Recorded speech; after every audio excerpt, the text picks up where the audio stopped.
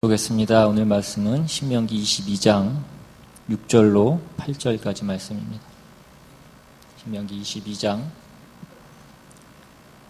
6절부터 8절까지 말씀 같이 보겠습니다.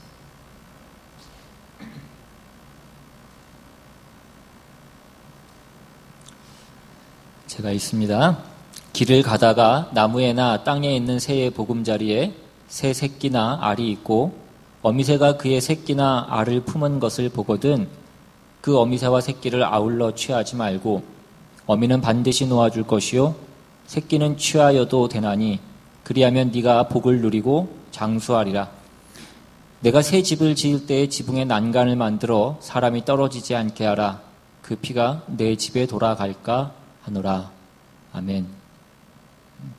오늘 본문에는 두 가지 내용이 등장을 하고 있습니다. 하나는 어미새가 새끼나 알을 품고 있으면 그 어미새와 새끼를 같이 취하지 말라라는 그 내용이고, 또 다른 하나는 네가 집을 짓게 될 때에는 그 지붕에 난간을 만들어서 사람이 떨어지지 않게 하라라는 그 말씀입니다.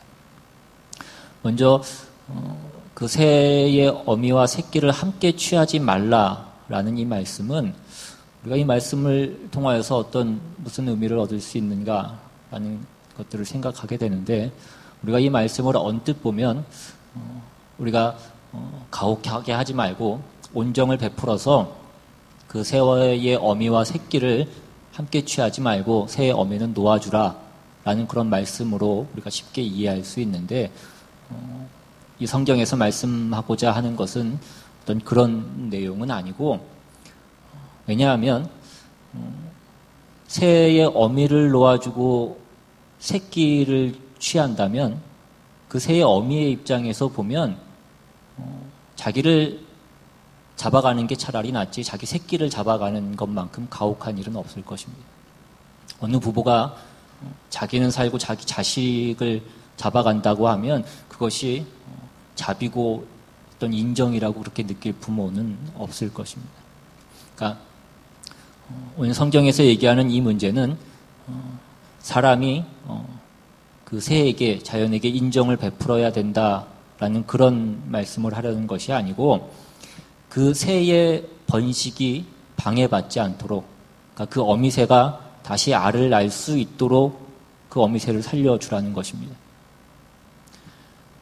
사람이 무엇을 사냥을 하거나 식물을 취하거나 그런 것을 할 때 한 가지 중요한 원칙이 있는데, 그것은 뭐냐면 싸그리 몽땅 다 취하지 말라라는 것입니다. 씨를 말리지 말라라는 것입니다. 그러니까 오늘 이 얘기는 우리가 무슨 자비를 베풀어야 되고 우리가 따뜻한 마음으로 자연을 보호하고 그런 정도를 얘기하는 것이 아니라 훨씬 더 실제적인 우리의 삶에 대한 얘기를 하고 있는 것입니다. 하나님께서 인간을 위하여서, 우리를 위하여서 이 모든 세상 만물을 만드셨고, 거기에는 그것을 보존하기 위한 어떤 법칙이 있고 질서가 있습니다. 그래서 우리는 하나님께서 우리에게 허락하신 이 만물을 책임 있게 지켜야 되는 어떤 청지기로서의 그런 사명이 있습니다. 그리고 그것을 그렇게 유지하고 보존하는 것이 우리에게도 복이다라는 것을 인정해야 된다라는 그런 것입니다. 또 오늘 본문 7절에 보시면 어미는 반드시 놓아줄 것이요 새끼는 취하여도 되나니 그리하면 네가 복을 누리고 장수하리라 라고 그렇게 말씀하고 있는 것입니다. 그러니까 봄에 씨앗을 뿌리면 가을에 추수를 하는 것이 어떤 자연의 법칙입니다. 우리 생각에는 봄에 씨를 뿌리면 3월에 씨를 뿌리면 4월에 그것을 추수하게 되면 더 좋을 것 같이 생각이 되지만 그렇지 않다라는 것입니다. 이 농사라고 하는 것에는 우리가 무언가를 추수해서 얻는 것 이상, 수확하는 것 이상, 그러니까 양식을 얻는 것 이상의 어떤 깊은 내용이 담겨져 있는 것입니다. 이 자연의 법칙에는 어떤 하나님이 우리를 향하신 어떤 깊은 뜻이 있고 어떤 배려가 있고 또 계획과 어떤 지혜로우신 어떤 그런 내용들이 다 담겨져 있는 것입니다. 우리가 동물의 세계를 봐도 우리가 동물의 세계를 보면 보통은 그 육식동물이 초식동물들을 잡아먹습니다.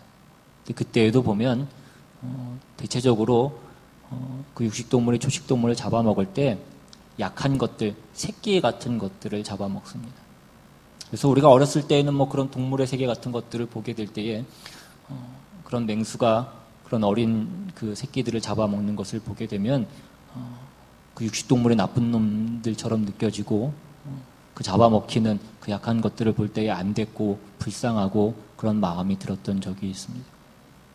그래서 예전에 실제로 그 아프리카 같은 데에서 그 초식동물을 보호하기 위해서 육식동물을 많이 사냥했던 적이 있었다고 합니다. 그런데 결과는 어떻게 됐냐면 오히려 그렇게 했더니 초식동물들이 나중에는 때로 더 죽게 되더라는 것입니다. 그러니까 이 초식동물이 한꺼번에 너무 많은 수가 자꾸 번식이 하게 되자 그 어떤 천적이 없게 되자 그 수가 너무 많이 늘어나서 먹을 것이 나중에는 없게 돼서 다 굶어서 죽게 되더라는 것입니다. 그러니까 이 사자나 표범이나 무슨 하이에나나 이런 것들이 꼭 나쁜 것만은 아니더라는 것입니다.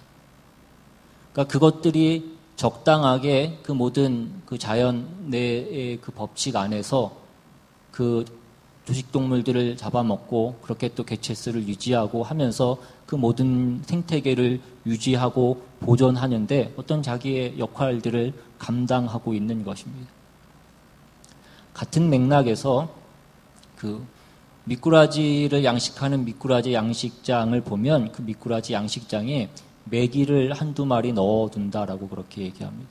이 메기가 미꾸라지의 천적인데 우리 생각에는 그러면 그 미꾸라지 양식장에 메기가 없어야 더 좋은 것이라고 그렇게 생각이 되어지지만 메기가 없이 미꾸라지만 놓으면 오히려 더 그 미꾸라지가 작아지고 약해지고 하더라는 것입니다.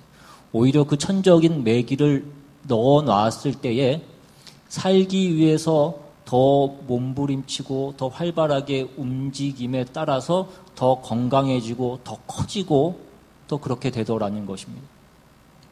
그래서 뭐 들어보신 분들도 계시겠지만 뭐 아프리카에서 열대어를 수입할 때도 그 열대어의 천적을 같이 넣어서 이렇게 가져오고 그래야 그 열대어가 더 활발하게 그렇게 살아 있게 되고 동해에서 오징어를 잡아서 서울로 공수해 올 때도 그 수조 안에 오징어의 천적인 뭐 문어 같은 것들을 같이 넣어서 가져온다고 합니다. 그래야 그 오징어가 더 싱싱하게 살아서 그렇게 서울까지 올 수 있다라고 그렇게 얘기를 합니다. 그러니까 자신을 잡아먹으려는 그 천적의 공격에서 살아남으려는 어떤 그 생존 본능이 더 건강하게 만들고 더 활발하게 튼튼하게 만들더라는 것입니다. 우리는 흔히 스트레스가 우리의 몸과 마음의 건강에 나쁘다라고 그렇게 잘 알고 있습니다. 그래서 어떻게 해서든지 스트레스를 받지 않아야 된다라고 그렇게 얘기합니다. 그러나 우리가 살면서 느끼는 것이지만 우리가 스트레스를 받지 않고 살아갈 수는 없습니다. 우리가 아무리 신앙이 좋고 믿음이 좋아도 스트레스 받지 않고 살아가는 사람은 없을 것입니다. 문제는 스트레스를 받지 않는 것이 아니라 그 스트레스가 닥쳤을 때에 그것을 어떻게 대처하느냐가 문제, 관건이더라는 것입니다. 이전에 조선일보에서 100세 이상 산 사람들을 조사해 본 그 일이 있었는데 그 100세 이상 사신 분들을 조사해 보니까 그분들의 삶에는 스트레스가 없었던 것이 아니라 그 스트레스를 그들이 긍정적으로 대처했더라는 것입니다. 우리가 쉽게 생각해 봐도 뭐 100년을 살았으면 우리나라에서 100년을 살았으면 모든 어려운 일들을 다 겪으면서 사신 것입니다. 일제강점기를 지난 것이고 6.25 전쟁을 거쳤고 그 독재 정권 시대를 지났고 그 모든 가난했던 시간들을 다 겪으면서 사신 분들입니다. 그래서 결론은 무엇이었냐면 스트레스가 전혀 없는 것보다 적절한 스트레스가 오히려 건강과 장수에 더 도움이 되더라라는 것입니다. 여러분, 사람이 어떤 일에 열심을 내고 분발을 하게 만드는 어떤 그 동기는 꼭 긍정적인 것으로만 되어 있지는 않더라는 것입니다. 물론 사람이 어떤 일에 열심을 내고 어떤 일에 분발을 하게 되는 가장 최고의 어떤 그 요소, 어떤 가장 최고의 동기는 사랑입니다.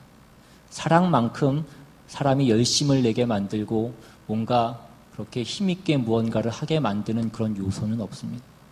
근데 문제는 뭐냐면 인간이라는 것이 원래 악하기 때문에 이 사랑으로 어떤 동기 유발이 돼서 열심을 내고 힘을 내서 무언가를 하는 일들이 많지 않더라는 것입니다.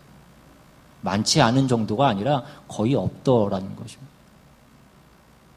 그러면 그 다음에 사랑 다음으로 사람이 열심을 내게 만드는 것이 있는데 그것이 무엇이냐면 증오더라는 것입니다. 너 두고 보자. 네가 오늘 나에게 이렇게 힘든 나에게 수모를 주고 수치를 줬으니 내가 꼭 나중에 성공해서 이 수모를 갚으리라 하는 그 증오가 사람들을 어떤 열심을 내게 하는 어떤 그런 하나의 요소가 되더라는 것입니다. 그러니까 우리 삶에 있는 어떤 긍정적인 요소만이 아니라 부정적인 요소도 우리를 분발시키고 우리를 발전시키는 일들에 사용되어지더라는 것입니다. 오늘 본문으로 돌아와서 어미새를 놔둬라. 그 어미가 알을 낳게 하고 그러면 네가 복을 받고 장수하리라 라는 이 말씀은 하나님께서 우리 삶에 존재케 하시고 그래서 우리 삶에서 부대끼게 되는 그 모든 내용들, 어떤 문제들, 존재들, 그러한 것들은 그것이 우리의 유익을 위해서 하나님께서 어떤 지혜와 능력으로 우리의 삶 가운데 허락하신 것이더라는 것입니다. 살다 보면 내 삶 가운데 왜 이런 일이 있나 라고 생각되어지는 일들이 있습니다. 왜 저 사람을 만나게 하셔서 왜 저 사람이 내 인생 가운데 들어오게 하셨나 라는 생각이 들 때가 있더라는 것입니다. 근데 그것이 우리 인생 가운데 있는 어떤 매기와 같은 것들이라는 것입니다. 우리의 삶을 더 건강하게 하고 더 튼튼하게 만드는 어떤 그런 역할을 하는 그런 것들이라는 것입니다. 이사야서 55장으로 한번 가보시면 이사야서 55장에 이런 말씀이 나옵니다. 이사야 55장 8절 이하에 이는 내 생각이 너희 생각과 다르며 내 길은 너희의 길과 다름이니라 여호와의 말씀이니라. 이는 하늘이 땅보다 높음같이 내 길은 너희의 길보다 높으며 내 생각은 너희의 생각보다 높음이니라. 이는 비와 눈이 하늘로부터 내려서 그리로 되돌아가지 아니하고 땅을 적셔서 소출이 나게 하며 싹이 나게 하며 파종하는 자에게는 종자를 주며 먹는 자에게는 양식을 줌과 같이 내 입에서 나가는 말도 이와 같이 헛되이 내게로 돌아오지 아니하고 나의 기뻐하는 뜻을 이루며 내가 보낸 일에 형통함이니라. 비가 내려서 그 비가 저 산에서부터 흘러내려서 시내를 이루고 강을 이루고 그래서 바다에까지 흘러가기까지 그것이 얼마나 많은 일들을 하나 보라 이것입니다. 여러분 이것은 우리의 인생도 마찬가지인 것입니다. 우리 생각에는 하나님이 우리를 사랑하셔서 예수 그리스도를 통하여서 우리를 구원하시고 우리를 그의 자녀로 만드실 것이면 하나님이 우리를 구원하신 그때에 바로 우리를 그렇게 만드셔서 바로 그렇게 우리를 데려가시면 얼마나 좋을까라고 그렇게 우리는 생각을 합니다. 그런데 그렇게 하시지 않고 우리가 우리의 삶 동안에 그렇게 여러 번 하나님 앞에 우리의 진심을 고백하고 무릎을 꿇고 기도하고 울고 불고 그렇게 했음에도 불구하고 여전히 우리 삶 가운데 또 어려운 일들을 만나고 또 쓰러지기도 하고 넘어지기도 하는 그런 일들을 여전히 우리의 삶 가운데 우리 인생 가운데 두시더라는 것입니다. 우리는 왜 이런 일들이 내 인생 가운데 내 삶 가운데 있나 라는 그런 생각이 들게 됩니다. 우리는 우리 삶 가운데 있는 이런 일들을 다 알 수 없습니다. 왜 이런 일들이 있는가라는 그런 생각이 우리 삶 가운데 끊이지 않습니다. 지금도 우리가 알 수 없고 이해할 수 없는 일들이 너무나 많이 있습니다. 그러나 우리가 아는 것은 이것입니다. 이것이 하나님의 지혜고 하나님의 능력이시라는 것입니다. 하나님이 하시는 일에는 틀리는 일이 없고 우리 삶 가운데 해가 되는 일이 없고 우리 생각보다 못한 게 없으시더라는 것입니다. 내 생각은 너희의 생각과 다르다 이것입니다. 비가 내렸다가 그 비가 하늘로 곧바로 다시 올라가는 것이 아니라 그 비가 땅을 적시고 그래서 그 땅에서 뭔가 싹이 돋아나게 하고 종자를 얻는 자에게는 종자를 주고 양식을 얻는 자에게는 양식을 얻도록 그렇게 만들어 주더라는 것입니다. 그리고 나서야 그 비가 바다로 흘러 들어가는 것입니다. 근데 우리는 자꾸 우리의 생각식으로 못나게 하나님 앞에 맨날 무엇을 구하느냐 하면 우리가 우리의 복을 정하고 그 복을 빨리 얻게 해달라고 그 복에 빨리 도달하게 해달라고 우리는 밤낮 하나님 앞에 빌고 엎드리는 것입니다. 우리라는 존재가 살이 찌고 자라나고 그렇게 어떤 하나님의 깊은 뜻에 동조하는 우리가 깊어지고 넓어지고 어떤 커지는 그런 것들에는 우리가 생각이 없고 그저 그 목적지에만 빨리 도달하게 해달라고 그래서 아무런 고통이 없고 아무것도 하지 않아도 되는 그곳에만 도달하게 해달라고 그것이 복인 것으로 우리는 그렇게 생각하고 우리는 하나님께 그것을 밤낮 비는 것입니다. 아까도 말씀드린 바와 같이 우리가 살아보면 꼭 좋은 것들, 좋은 요인들만이 우리에게 좋은 결과를 주는 것이 아니라 나쁜 일, 나쁜 환경, 나쁜 요소도 우리에게 좋은 결과를 주더라는 것을 우리가 발견하게 되는 것입니다. 한동안의 인류는 그 근대의 시대의 인류는 인간의 죄가 환경적인 요인이라고 그렇게 생각을 했습니다. 그래서 그 모든 것들이 우리가 알지 못해서 무지의 탓이라고 그렇게 생각을 했습니다. 그 중세를 지나는 동안에 그 암흑의 시대를 지나는 동안에 배우지 않았고 알지 못해서 그래서 무지해서 인간이 죄를 범하고 악한 것이라고 그렇게 생각을 했습니다. 그래서 환경을 좋게 하는 것과 교육을 시키는 것이 인간을 선하게 만드는 가장 중요한 요인이라고 그렇게 생각을 했습니다. 그런데 나중에 보니까 악한 데서 악한 게 나오는 것이 아니라 선한 데서도 악한 게 나오더라는 것입니다. 사람은 태어날 때부터 악하고 어려서부터 생각하는 것이 악한 것밖에 없다라는 것이 창세기 6장의 증언입니다. 그래서 좋은 것을 보고도 악하게 쓰더라는 것입니다. 그런데 이제 하나님의 사람이 되고 하나님의 인도하심을 받으면 악한 것을 보고도 선하게 반응할 수 있다는 것입니다. 악한 것 가운데에서도 선하게 반응할 수 있다는 것입니다. 악한 환경 속에서도 나는 저렇게 하지 말아야지라고 그렇게 생각하게 되더라는 것입니다. 여러분, 나쁜 환경, 악한 상황 속에서 나는 저렇게 하지 말아야지라고 생각하는 것이 하나님의 은혜고 그것이 기적인 것입니다. 하나님의 사람에게만 나타날 수 있는 일들인 것입니다. 빌립보서 1장으로 한번 가보시면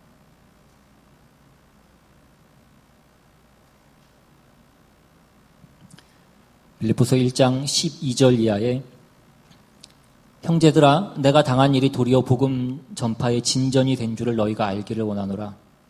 이러므로 나의 매임이 그리스도 안에서 모든 시위대 안과 그 밖의 모든 사람에게 나타났으니 형제 중 다수가 나의 매임으로 말미암아 주 안에서 신뢰함으로 겁없이 하나님의 말씀을 더욱 담대히 전하게 되었느니라.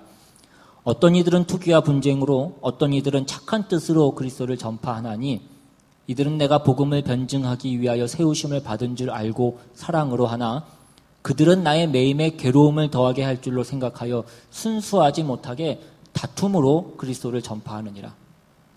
바울이 감옥에 갇히게 되자 두 가지 반응이 나타났습니다. 두 가지의 그 두 부류의 사람들이 나타나게 됩니다.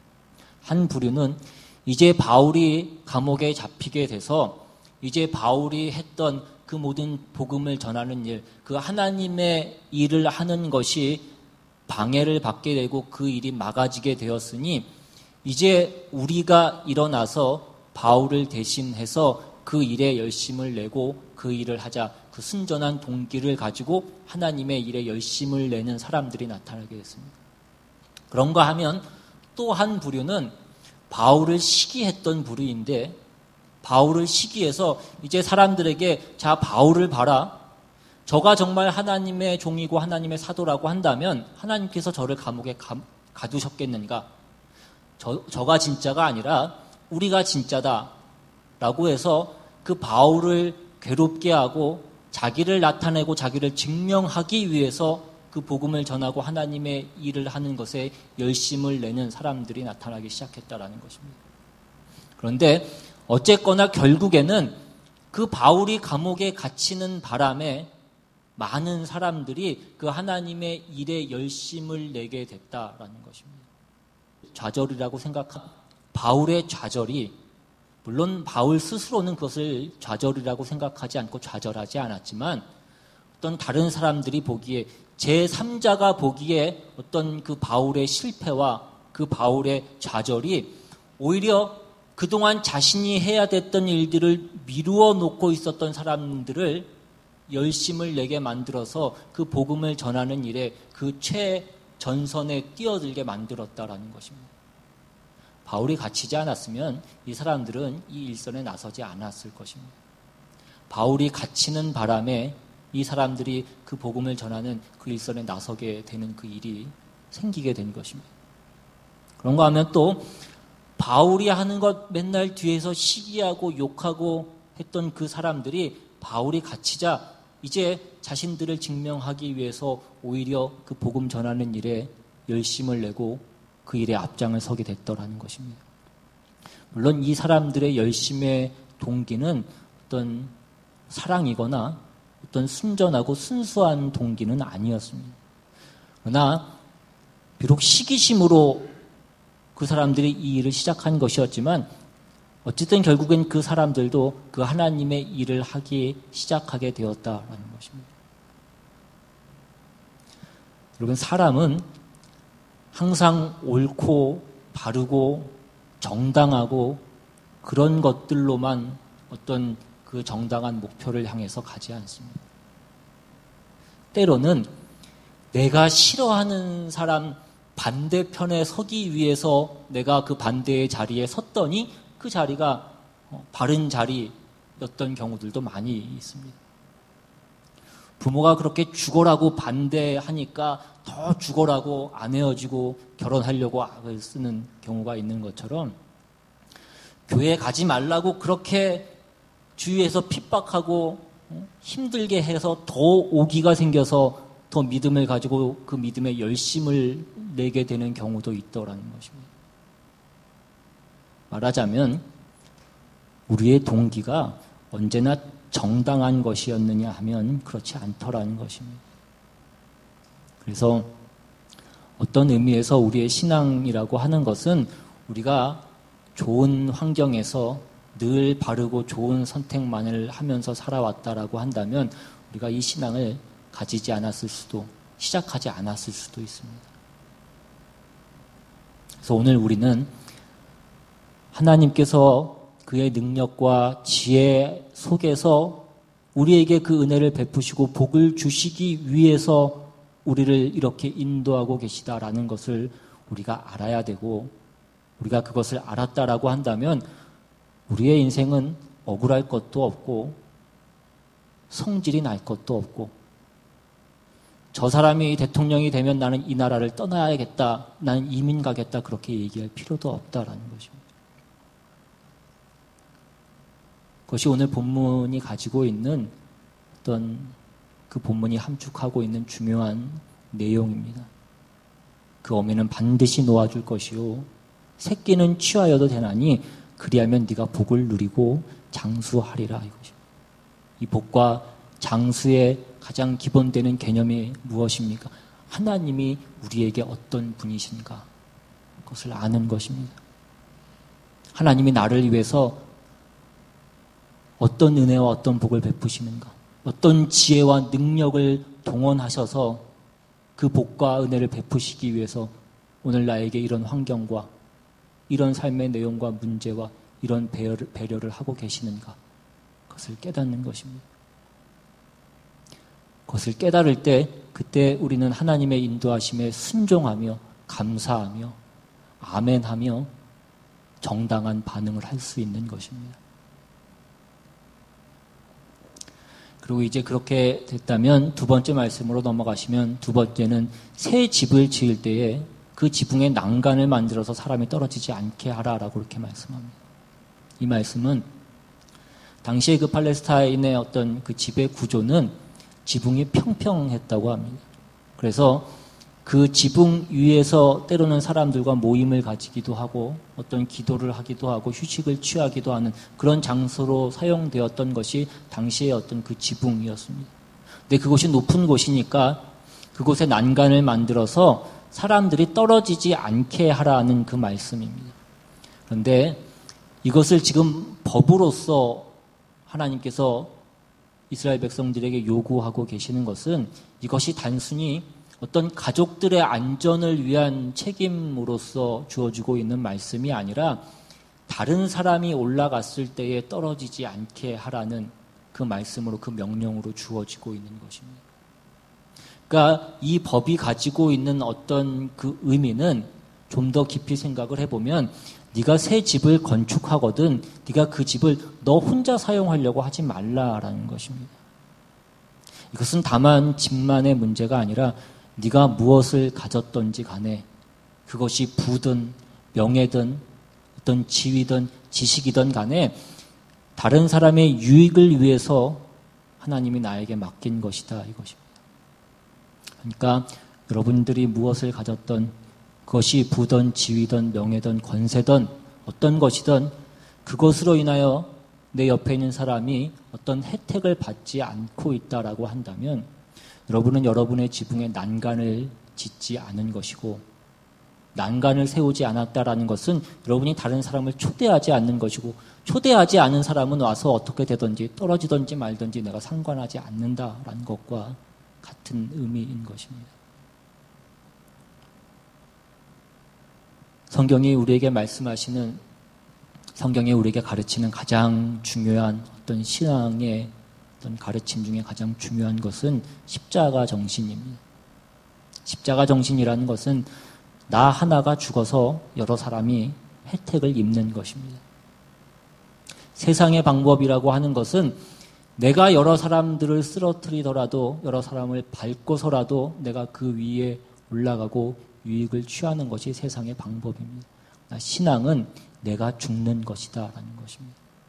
내가 십자가를 짐으로 다른 사람들이 그 혜택을 입는 것입니다. 로마서 12장에 가시면 우리가 잘 아는 로마서 12장 1절에 그러므로 형제들아 내가 하나님의 모든 자비하심으로 너희를 권하노니 너희 몸을 하나님이 기뻐하시는 거룩한 산 제물로 드리라. 이는 너희가 드릴 영적 예배니라. 이렇게 말씀합니다. 너희 몸을 거룩한 산 제물로 드리라. 이 말씀은 무슨 얘기냐면 너희가 입술로 얘기하고 고백하는 그 모든 것들을 말과 어떤 개념으로만 가지고 있지 말고 너희가 실제 삶으로 그렇게 살라라는 것입니다. 우리가 마음으로 갖는 것, 우리가 목표하는 것을 너의 실제 삶에서 그렇게 살아내라라는 그런 말씀입니다. 그래서 그 이후의 말씀을 보면 어떻게 살아야 되는지에 대한 말씀들이 쭉 나오고, 그래서 8절에 가보시면 8절에 뭐라고 되어 있냐면 혹 위로하는 자면 위로하는 일로, 구제하는 자는 성실함으로, 다스리는 자는 부지런함으로, 긍휼을 베푸는 자는 즐거움으로 할 것이니라. 이렇게 말씀합니다. 뭐라고 말씀합니까? 구제하는 자는 성실함으로 하라라고 이렇게 얘기합니다. 여러분, 구제를 하는 자와 구제를 받는 자는 누가 더 열심을 내야 될 것 같다라고 이렇게 생각이 드십니까? 우리 생각에는 구제를 받는 자가 당연히 더 열심을 내야 된다라고 그렇게 생각이 듭니다. 성경은 그렇게 얘기하고 있지 않다라는 것입니다. 오히려 구제를 하는 자가 더 안타까워하고 더 초조하고 더 성실하고 더 부지런해야 된다라고 그렇게 얘기합니다. 그 죽어가는 팽이를 살리듯이, 그 꺼져가는 등불을 살리듯이 구제하는 자가 부지런함으로 성실함으로 그 일을 감당해야 된다라는 것입니다. 구제하는 자가 성실하지 않으면 구제를 받는 자가 다 굶어 죽게 되어 있습니다. 그러니까 불쌍한 자들에 대한 책임이 누구에게 있냐면 구제를 하는 자들에게 있다라고 그렇게 얘기합니다. 새 집을 지을 때 그 난간을 짓는 것은 그 새 집을 짓는 사람이 그 난간을 지어야 되는 것입니다. 초대받은 손님이 짓는 것이 또 아니고 집 없어서 땅바닥에 자는 사람들이 그 난간을 짓는 것이 아니라고요. 다스리는 자는 부지런함으로 하라고 그렇게 말씀합니다. 다스리는 자는 자기가 다스리는 그 권세가 자기를 위한 것이 있는 것, 자기를 위하여 있는 것이 아니라 그것이 나에게 책임으로 주어진 것이라. 다스리는 자는 자기가 다스리는 구역 내에 억울함이 없고 어떤 그 왜곡된 일이 없고 그늘이 없도록 부지런함으로 그 일을 감당해야 되는 것입니다. 또한 긍휼을 베푸는 자는 즐거움으로 할 것이니라 라고 이렇게 말씀합니다. 여러분, 긍휼을 베푸는 것은 즐거움으로, 여러분, 그것이 복이라는 것입니다. 내가 베푸는 것 자체가, 내가 베풀 수 있는 자리에 있는 것 자체가 그것이 복이라고요. 내가 열심히 노력한 것으로 내가 그것을 남과 나누는 것을 억울하게 생각하지 말라는 것입니다. 내가 베풀 수 있는 자리에 있고 어떤 베풀 수 있는 어떤 그 환경과 조건 가운데 있는 것 자체가 여러분의 복이라는 것입니다. 여러분이 뭔가를 가져서 여러분이 성공해서 여러분 집안의 어떤 형제나 어떤 여러분의 친구나 누군가가 여러분에게 도움을 요청한다라고 한다면 여러분은 그 사람들을 외면하지 마셔야 됩니다. 가진 자로서 여러분은 그 사람들을 위로하고 격려해야 될 그 책임이 있다라는 것입니다. 그러나 물론 우리가 또한 조심해야 될 것은 그것이 우리가 그 사람의 인생을 책임져야 된다라는 것을 얘기하는 것은 아닙니다. 지붕에 난간을 짓는 것과 그 지붕에 텐트를 쳐서 모든 사람들을 다 모아서 거기에서 함께 살라라는 것과는 다른 말씀이라는 것입니다. 내가 가진 집에 내 이웃을 불러서 잔치를 베풀고 음식을 베풀고 기쁨을 나누고 격려하고 할 수 있습니다. 그러나 그들을 내가 데리고 같이 모든 것들을 떠안고 사는 것과는 다른 얘기다 이것입니다. 모든 사람들에게는 각자의 인생이 있고 각자는 자기의 인생을 자기가 책임을 져야 되는 것입니다. 이것은 우리의 형제 간에도 그런 것이고 부모 자식 간에도 그런 것입니다. 부모가 자식의 인생을 다 책임져 줄 수 없고 자식도 마찬가지로 부모의 인생을 책임질 수 없습니다. 그러니까 우리가 어디까지가 책임이고 어디까지가 아니냐 하는 것을 우리가 분별해야 되고 그것을 위해서 하나님께 늘 많이 기도하셔야 됩니다. 그러니까 여러분이 져야 되는 어떤 그 위로와 격려의 책임을 우리가 외면해서는 안 되는 것이고 또 그렇지만 그렇게 함으로써 그 사람이 져야 될 그 책임을 내가 다 짊어짐으로써 그가 그냥 그 사람의 인생을 다 떠넘기고 그냥 허수아비처럼 살도록 그렇게 만들어서도 안 된다라는 것입니다. 이 모든 문제에 대해서 우리는 영적 분별이 있어야 됩니다. 그런 차원에서 우리가 어떤 책임을 져야 되고 어디까지 책임을 져야 되는가, 우리가 세상 사람과 다른 하나님의 자녀로서 어떻게 책임을 져야 되는가 하는 것들이 오늘 본문이 말씀하시는 네 지붕 위에 난간을 세우라 라는 그 말씀이 가지고 있는 그 모든 내용들인 것입니다. 그리고 이 짐은 지난번에도 말씀드렸지만 한 번 지는 것으로 끝나는 것이 아닙니다. 우리는 이것이 그냥 한 번 확 고생해서 한 번 큰 짐을 지는 것으로 그 모든 것들이 그냥 한 번에 다 끝났으면 좋겠습니다. 그래서 금식도 하고 산기도도 하고 그렇게 하는 경우들이 많이 있습니다. 그러나 이 짐은 우리가 평생 져야 되는 짐이라는 것입니다. 그 기둥이, 그 건물이 존재하는 한 그 지붕을 받치고 있는 것처럼 이 짐은 우리 평생 가운데 져야 되는 짐들인 것입니다. 그래서 내가 서 있음으로써 이 건물이 서는 것이고 내가 있음으로써 그 사람이 사는 것이고 내가 바르게 서 있음으로 우리의 가정이 살고 교회가 살고 이 사회가 바로 서 있게 되는 것입니다. 그리고 이 일은 무슨 빛이 나는 일도 아닙니다. 여러분, 누가 와서 건물의 기둥 보는 사람이 어디 있습니까? 다 문패를 보는 것이고 건물의 외관을 보는 것이지 기둥 보고 수고했다고 얘기하는 사람은 없습니다. 그러나 이것이 우리의 인생이고 우리의 책임이고 우리의 짐이고 하나님께서 이런 일들을 통해서 많은 일들을 행하신다라는 것입니다. 오늘 저와 여러분은 여러분의 짐이 무엇인지를 제대로 아시고 그래서 그 짐을 제대로 지시고 그 짐을 지기 위해서 싸우시고 때로는 울고 악을 쓰시더라도 그 짐을 지는 일에서 도망가지 말라라는 것입니다. 우리 하나님의 인도하심에 더욱 귀를 기울이시고 그래서 우리의 짐이 무엇인지를 깨달으시고 그래서 우리의 짐을 지셔서 여러분 옆에 있는 그 모든 사람들이 여러분을 통하여서 혜택을 받고 복을 얻는 그래서 우리가 주님 앞에 갔을 때에 이것이 다 너의 열매다라고 칭찬받고 상급받는 저와 여러분 되시기를 주님의 이름으로 축원합니다. 이 시간 한번 찬양하고